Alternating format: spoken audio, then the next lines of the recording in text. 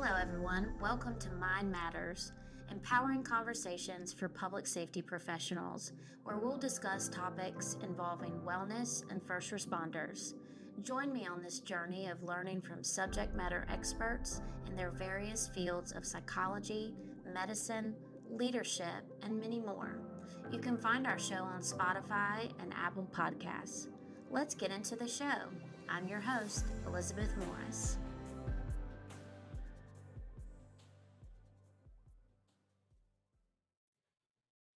Okay, welcome back to Mind Matters, the podcast where we explore resilience, mental health, and the strength of the human spirit. I'm your host, Elizabeth Morris, and today's episode is one that will challenge you, inspire you, and remind you just how powerful perspective can be. We're honored to welcome a man whose life has become a beacon of hope for others. He is a U.S. Air Force veteran, motivational speaker, mentor, author, and founder of Amey Motivation. Please welcome Staff Sergeant Kijuan Amey. Thank you very much for that beautiful introduction, first and foremost. And might I put a pin on it, Staff Sergeant retired, because I do not want any more parts of that. But anyway, I love to joke about it. It's a beautiful thing. I had an amazing time in the military. And I also want to say thank you for allowing me to be on your platform to share my story. Absolutely. I'm really excited for everybody to hear from you. And so let's begin by, going back to 2017 and your life changed overnight after a devastating motorcycle accident. And actually today is the day, right? May 5th, Yeah. 2017. How did that moment impact your sense of identity and purpose? And how are you doing now at the anniversary of your accident? I was just getting ready to mention now. You made my day. You sparked me right there. So, Elizabeth, I appreciate that. And May 5th, 2017, 8 years to be exact. I was involved in a terrible motorcycle accident. I mean, terrible. Yeah. Traumatic, however you want to classify it or categorize it. It was horrendous. And I would be actually getting ready for work for the military. I was an Air Force reservist at the time. I did 4 years active, and the rest of my commitment, which I did a decade total, the rest of my commitment was in the reserves. And so May 5th, 2017, I had to go to what they call a unit training assembly for the reserves. And that's where, we do a weekend duty. Every month we have a weekend duty where you're serving Friday through Sunday. And so I, of course, did way more than that because of my job, which was in-flight refueling. That's where you refuel planes in midair. And I'm sure we can get into that later if you like. Well, I've seen that, and Yeah. I mean, it's just amazing. It's Yeah, as we say, that's where the magic happens. yes. It's truly remarkable what we do and we're capable of doing. Yeah. Putting two large aircrafts that close together. I mean, yeah, the fighter looks smaller, compared to the bigger planes, but they're still big. If Yeah. you stand beside one, it's bigger than you, It just looks small compared to the big planes. Well, I will tell you, anything looks big to me because I'm barely 5'2". So Jesus. Yeah, so I am literally a foot taller than you. yeah, Literally. most people are. Yeah, I am literally a foot taller than you. And I won't get into how much I weigh because Lord Jesus. But anywho, personally, that was a job that I never could have imagined being real. They showed me that. So I have quite a bit of military background as far as family based. I think seven Navy, one Army, one Marine, and then me and my youngest brother, Air Force. Gotcha. My youngest brother is currently serving right now, and we have a huge background. Well, we wouldn't be So, here without y'all. So, I mean, everyone says thank you for your service. I think, we remember. I think that's important. It's like we really do remember. It's like there really are no words to describe how thankful we are for our military, for our law enforcement. And thank you just feels thankless. And it's not, right? But we do thank you for that. And so going back to 2017, you were getting ready to do some work as a reserve that day. Is that That job, okay? that job exactly. The flight refueling. I had to go down to Goldsboro, North Carolina. You and I are familiar with North Carolina, very much so. But for those who are not, that's kind of in the woods in the country, and that's Seymour Johnson Air Force Base is what base that is. So we who are stationed there call it Shady Joe. Don't get me started on why. I don't want to know the origins of that story because I'm sure it's not a good one. I Probably not. don't think it's just because of the trees. No. And so, yeah, I'll leave you guys with that to ponder on or even try to do some research. But anywho, I would be getting ready to go to work that evening, or actually that afternoon, because I had to make that drive. And we stay in hotels during that weekend. So I was getting ready to go down there to go check in. Maybe since it was Cinco de Mayo, I was still out there into I guess you could say the party scene. Okay. Well, more so the bar scene, but not really much partying. But as military members, that's just what we did. It kind of brought us together, made us mesh. Yeah. And if you didn't do it, you were kind of, I wouldn't say an outcast, but they didn't know much about you because that's, what what they call it, nectar. It kind of opens you up to talk and you find out more about people that way. Yeah, a lot of people use that to feel confident enough to go out and be a part of groups, and not that Yep. that's the best way of doing it, Right. but so you had gone out the night before, or Well, no, this was going to be what we were going to do that night. okay. So I was trying to get down there in enough time to unpack, shower, and all that stuff. And so my goal was to, head on home, grab my bag, and take off. Well, I went to, I don't know if you're familiar with Jordan Lake. Yes.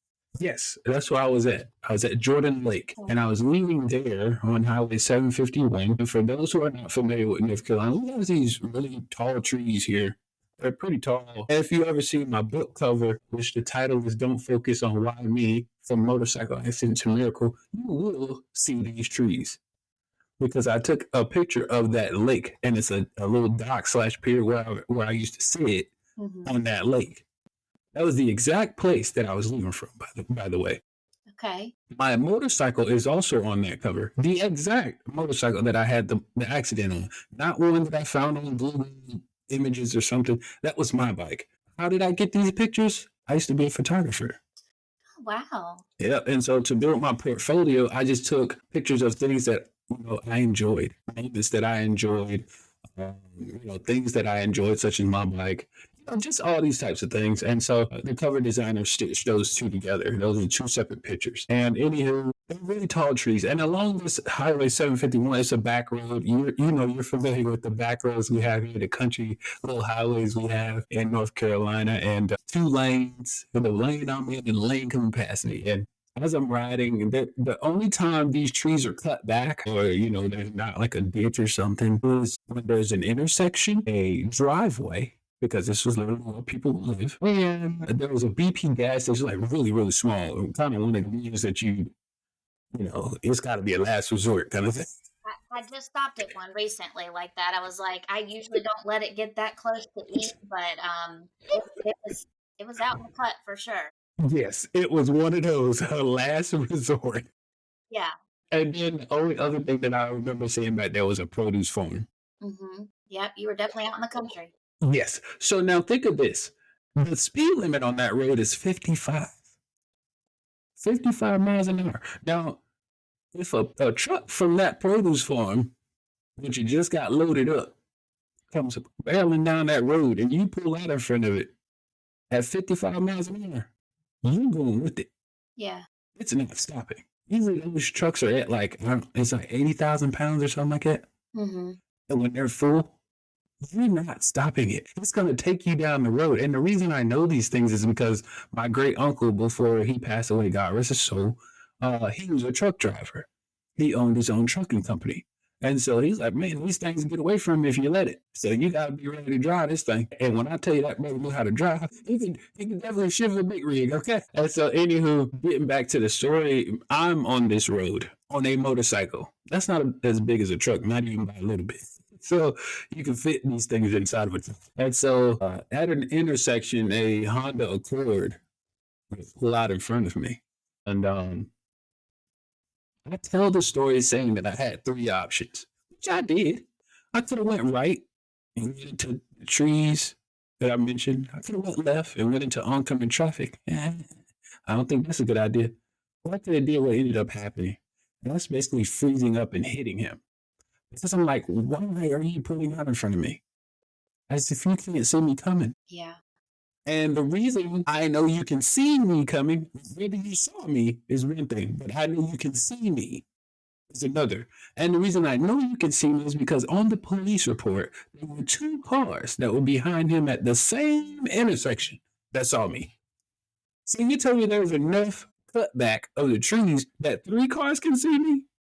How did you not? And you're number one. I can imagine, and particularly today, right? But every day, Mhm. there's got to still be some anger, some frustration of, I mean, I can hear it in your voice of, how did you not see me when, three other people did? Yeah.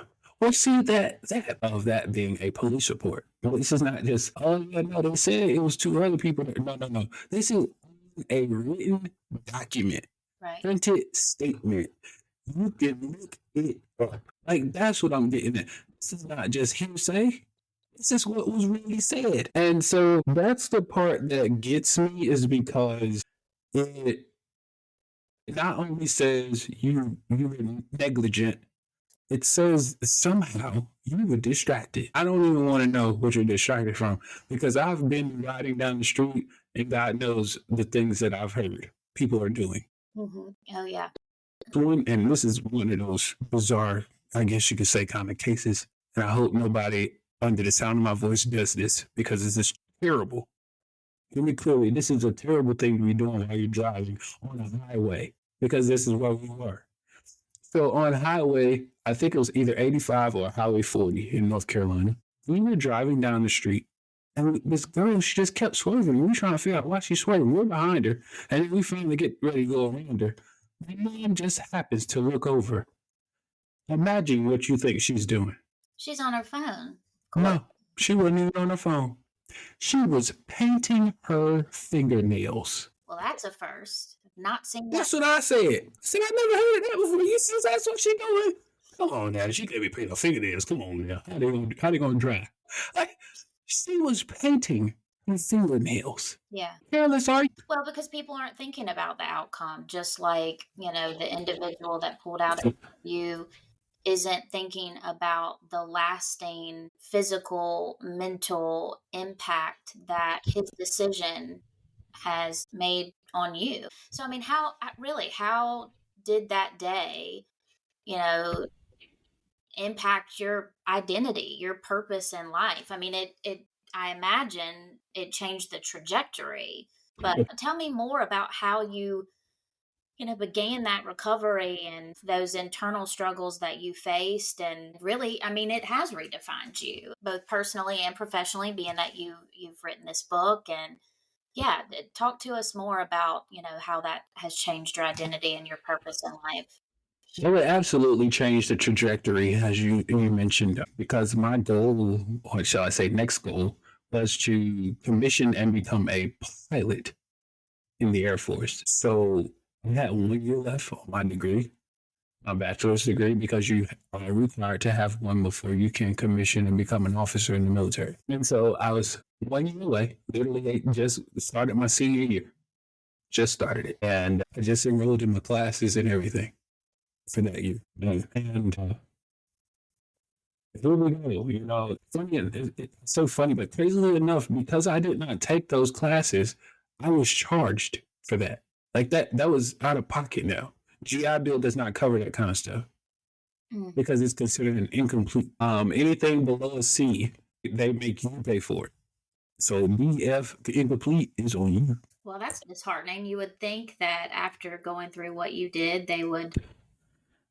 I didn't even have the energy to appeal that stuff. I just said whatever. I'll figure it out later. Yeah. And so I didn't get to commission to become a pilot. The business that I had, which was truly enterprise, and when I told you I did photography, but I also did website design and management and social media marketing. That was pretty much gone. And think about the things that I just mentioned. All of those required eyesight. It's just one of those things where you just like, well, what do I do now? Because this is not good. Nothing about this was good. I mean, that was the hardest part and the hardest, as they say, pill to swallow. This was life. The hardest part was losing your eyesight. For those listening, are you legally blind now? I don't know how to classify that. I never really looked it up. I just say I'm blind. Okay. And the reason I say it is because I don't see anything. Okay. The only thing I see is a little bit of light. Most people who say legally blind is a qualification of 2200. I don't have any of that. So you know how you got 20/20 vision? Well, 2200 is the one that makes you legally blind. I don't qualify for that. I can only imagine. I mean, so many people would stop, would quit, would give up at that pain. But somehow, and those dreams of photography and marketing, I mean, I get a lot of joy from that and the creative pieces. But I mean, somehow you've turned this loss into a purpose, and really who and what has helped you shift from that place of grief and all the stages that go along with that to a place of growth, you know? Yeah. Well, I mean, think about it, Elizabeth. You can see behind me, I'm very creative. I mean, I will tell you, I love a drum line. It gives me goosebumps. I mean, I've been out of high school for a long time, Mhm. going to see friends or kids that I know. That, I mean, I'm a sucker for a drum line, so that's one thing that you are continuing, right? I mean, that's Absolutely. Just play. I was just at church yesterday playing, and to the point, I was playing so good that literally the deacon who was presiding was like, "Kijuan, my goodness," he said, "Well, Kijuan, you over there tearing them drums up, ain't you?" I said, "But yeah, thank you." It was just so funny because I hadn't had somebody call me out like that, and I was like, "Is he saying my name?" I wasn't sure because he wasn't in the microphone yet. He just got Kijuan. Well, Kijuan. I said, "Well, thank you." But yes, I have been playing for over 26 years now. I started playing when I was 7. wow. So that was the first time I sat behind a drum set at the age of 7. I mean, I could barely kick a hit and all, but I tell you what, I didn't give up. I kept going as much as I could. I kept listening. I kept taking all in. But anyway, that's the creative pieces of me were still there because that starts in the mind. Your creative mindset is up here. Thankfully, I do still have that. And thankfully, I can still think because the doctors, oh my gosh. So I was at UC Hospital in Chapel Hill. That's where they flighted me to. And so, if I'm not mistaken, I'm pretty sure every single doctor and nurse that saw me was like, yeah, y'all better call everybody in because this is it. There's no way he's coming out of this. That's how bad I looked. I mean, they knew of all the breaks and the skull fracture, and my eye was popped out, and my femur was compound fractured. When they saw me come into that ICU, they're like, what are we bringing him in here for? Because he's not going to be alone. And so when you sit there and you hear that, because I did find out about this, from people who were there, because I was, of course, unconscious. And then I actually heard verbatim from the doctor who did my spinal cord surgery. Mm-hmm. He said verbatim to my face, this was a follow-up appointment. I was a patient or inpatient at UNC Hospital. This was when I was discharged after the fact. And I came in for a follow-up appointment on my back. And I was sitting, you know how you sit on the little beds in the room? I was sitting on the bed, feet dangling, no back support. And he comes in and he's like, "Oh." I was like, "What?" I was like, "What's going on?" And I look over at my mom. I said, "What happened?" He said, "He looking at you, not me." I said, he said, I didn't expect you to be sitting up in here. I said, oh, what did you expect? He said, I honestly expected you to still be in a wheelchair. It's that mental toughness. Listen to me. When I tell you they did not think I should even be speaking to you right now, they thought I should be a vegetable. Everybody should be feeding me, clothing me, bathing me for the rest of my life, is what they thought. When they saw me come into that IC. You proved them wrong. Oh, yeah. I should. Oh, and I could say but I know this was all by the grace of God. There's no way. Yeah. Because I'm a faith believer. But listen, all day long. But see, the thing was, there's no way I'm still here without him. I didn't even know I was gone. I felt like I lost a whole month of my life. Because you don't have any memory of the accident, correct? No memory of the accident, no memory of any of the surgeries, which were from May 5th until June the 6th, because I was in a medically induced coma for that period of time. A whole month, I'm gone. No clue that I was even out. I can only imagine as a parent, I have a 16-year-old son and just started driving. So, of course, that goes along with a lot of, well, you have to have faith and trust in his skills and what he's learned. But I can only imagine what your mother, what your family went through. And being that you're a faith believer and also it sounds like you have a great support system with your mom, with other family members who are there really to guide you daily. What does your day-to-day look like? Are you able to live on your own? You're talking about right now? Uh-huh. Oh, yeah. Okay. Yeah. So right now, if I wanted to live by myself, I could. I just don't. Yeah. It's one of those things where I don't really want to be isolated. So isolation is really not the best thing unless you are doing it for a specific reason. You know what I mean? Some people do it to meditate. I don't want to meditate forever. Right. You know what I'm saying? So now when I get to a point where I'm, going to have my family and all that good stuff, oh yeah, no, I'm gone. I'm out. I'm going to have my own. Yeah. But right now, we just had this house built less than 5 years ago for the purpose of what it's serving right now. I have a master bedroom downstairs. They have one upstairs, and so it gives us space. I call this my little mini apartment. I'm just being honest because that's how big this room is. By the way, this is my bedroom. And you can see a piano and a drum set. And I got plenty of room on the other side. Yeah. It's so much room. What's that one line from Step Brothers? It's so much room for activity.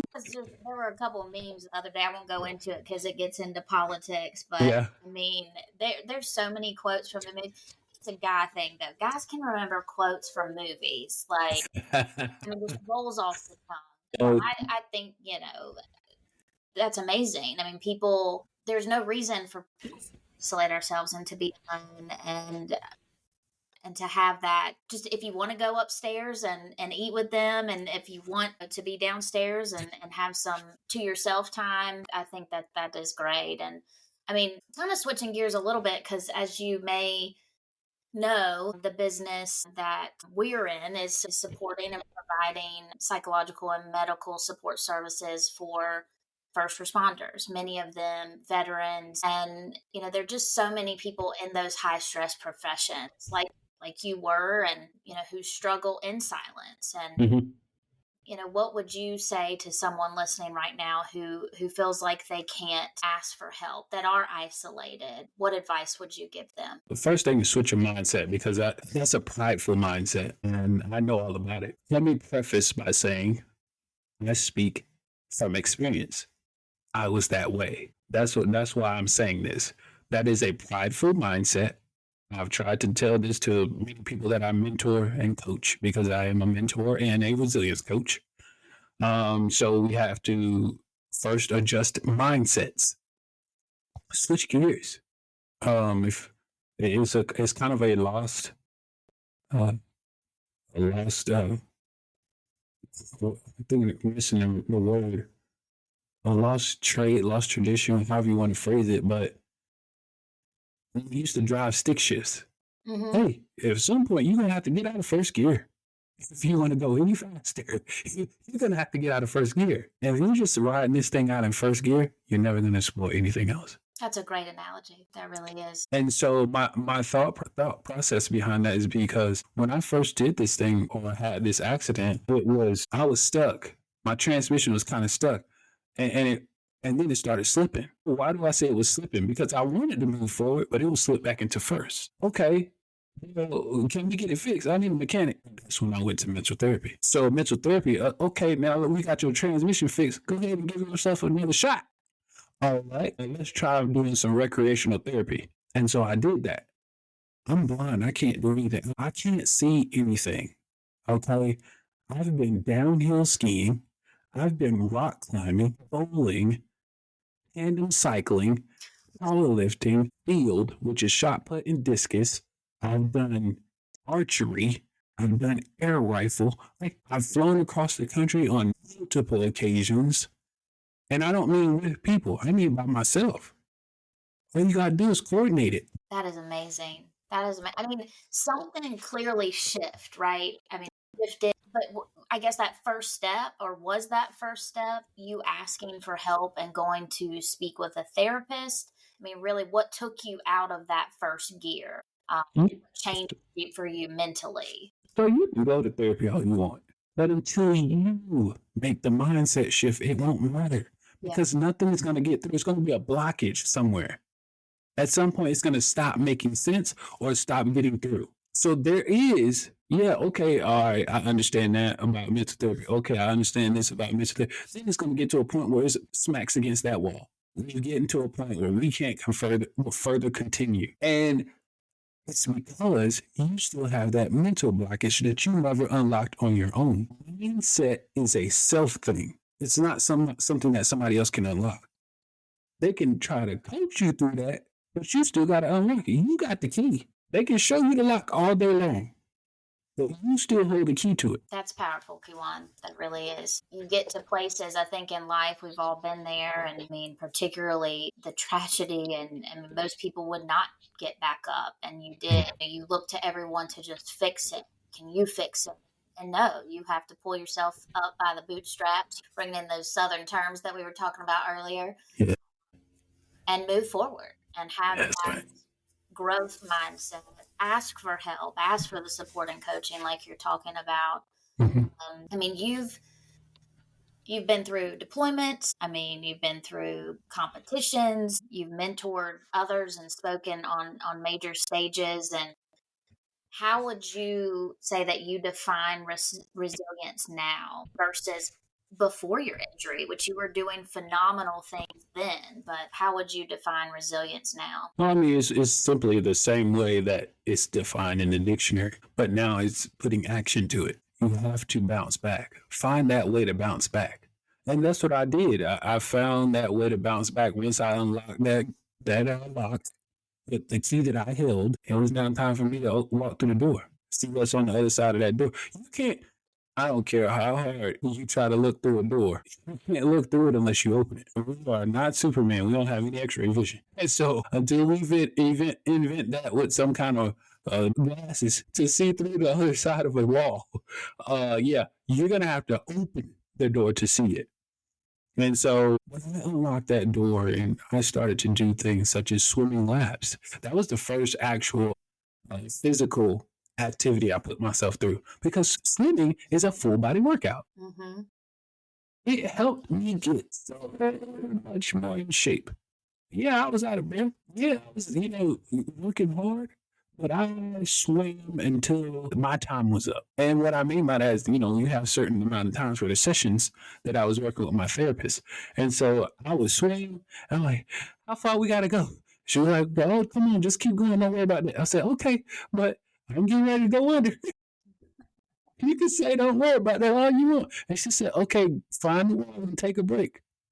I found the wall and I took a break. It's okay to take breaks because you know what it allows? It allows your brain to recoup as well. Not just your physical body, but your mental. And you know what? I said, all right, I'm ready. And got right back out there. And I made it to that wall and I slapped it. I said, I made it. And she said, all right, you ready to go back? I said, hold up, man. I said, I made it. Give me a second.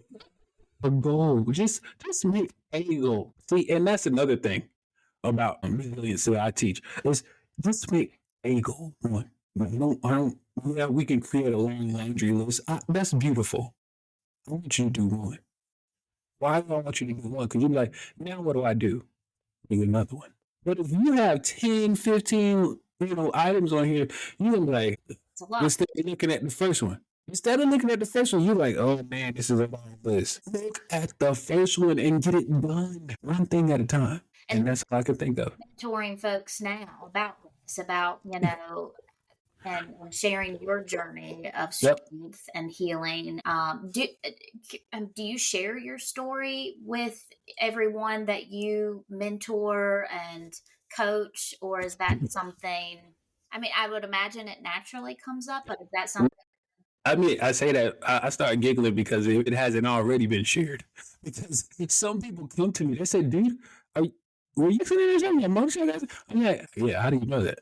How, I'm like, the person who put me in contact with you told me all that. I'm like, yeah, see, so sometimes my story comes out and I hadn't even opened my mouth. So it's some of those things, and then some people say y'all have similar stories, and so they kind of gave them a preview of what I went through, and then that's how we continue on the conversation. But yeah, eventually, it comes out somehow, some way. So the biggest thing about my story is that is a huge talking point, only to say that, yeah, I had a motorcycle accident. Yeah, I can't see. Yeah, I have all these other, issues that'll alien me. And yes, I say, but I'm still moving forward. And you can too. yeah. Who's your client base? Who do you work with? Teens, or I mean, you mentioned some that have experienced similar situations. Are you working with some of your fellow veterans, and what does your client base look like? Well, first and foremost, I started mentoring and got certified through the Air Force Wounded Warriors program. So that was automatic veterans right there. So I'm a certified mentor and ambassador for them. That's wonderful. So that settles the veteran side of it, and even so, some who are still serving, because some people in that program are still serving. They can go. Some could go back to work. They were completely what we call permanently disabled, like myself. Some are just temporarily, and so that's part of it. Then as far as outside type clients, whoever wants it. If you feel like I can assist you, come to me. I'm not here to necessarily. I won't. I don't like to use the word beg, but I'm not here to beg. What I'm here to do is to offer. I'm here to provide because I am a servant, and that's how I feel I am. Yeah, Don't and look that at speaks to don't look at me as a business. Look at me as a servant. right. I That serve the your person faith. I'm talking to. Yeah. Yeah, that speaks to your faith and Yes.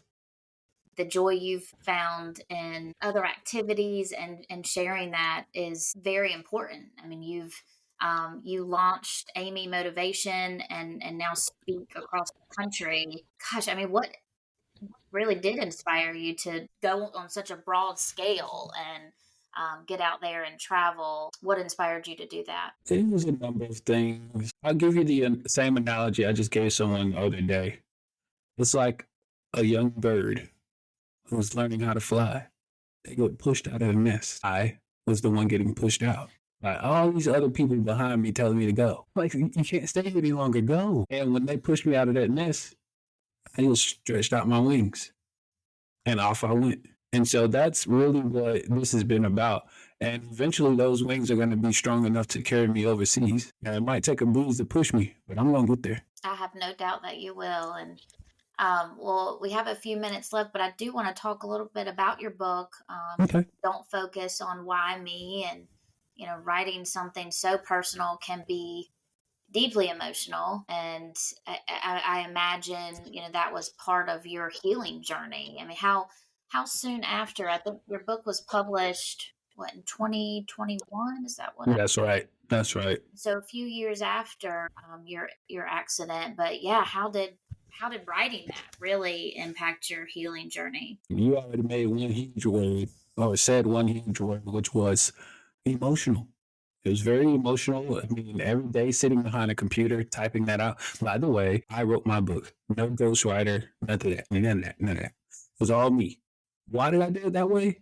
I don't want anything to get left out because some people do things their way.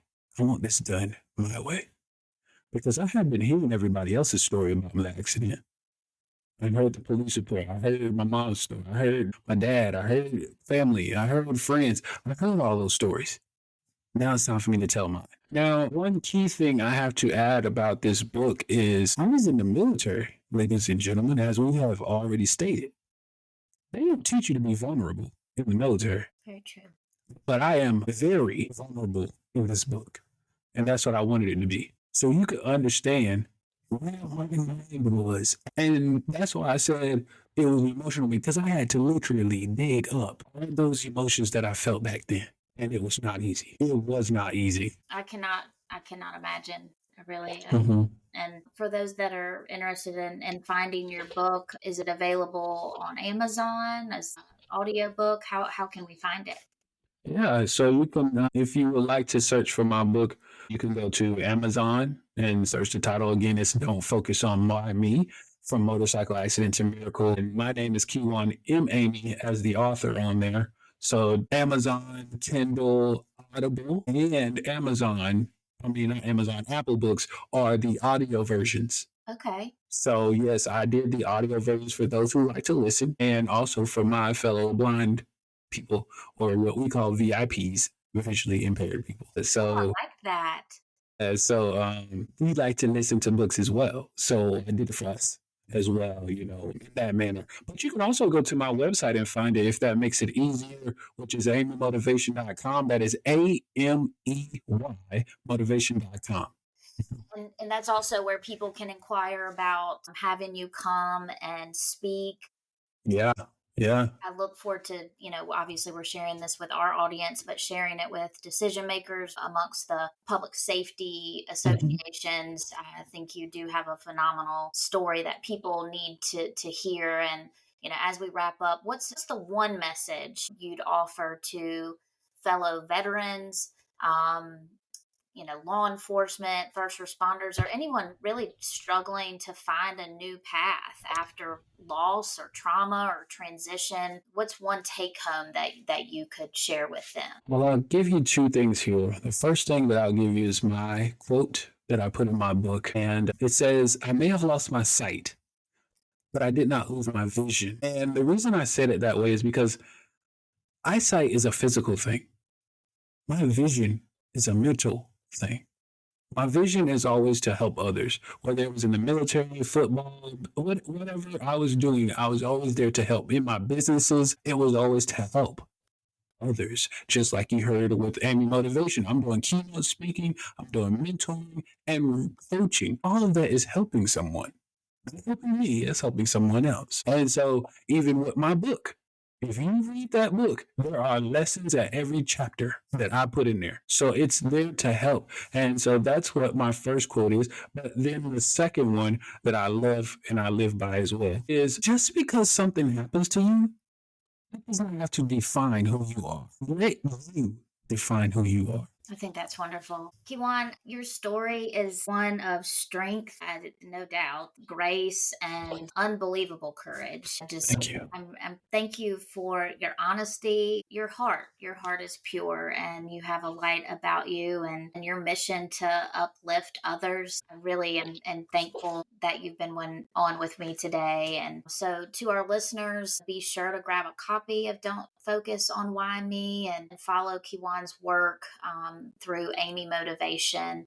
And you'll be glad that you did. So until next time, stay grounded. I think, speaking of growth mindset, stay growing. And also just remember that your mind matters. And again, such an honor. And I hope you have an amazing day and look forward to staying in touch with you.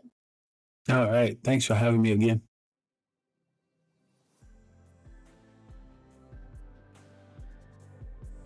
We hope you enjoyed this episode of Mind Matters. Please give us your thoughts, and if you like this episode, feel free to share it with others. You can also find more content and choose to follow us on our Instagram, Facebook, and LinkedIn at the FMRT Group. Thanks, and we'll see you next time on Mind Matters.